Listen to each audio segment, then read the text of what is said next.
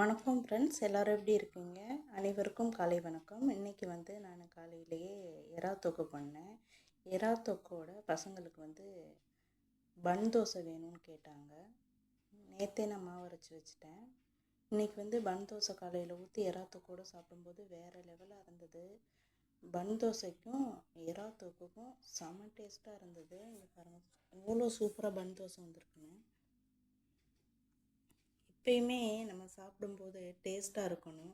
அது பார்க்கும்போது கண்ணுக்கும் அழகாக இருக்கும்போது தான் பசங்களுக்கு சாப்பிடணும்னு தோணும். இங்கே பாருங்கள், எவ்வளோ அழகாக இருக்கு. டேஸ்ட்டு மட்டும் இல்லை, நான் குக் பண்ணால் அழகாகவும் இருக்கும். இங்கே பாருங்கள், செம்மையாக இருக்குது.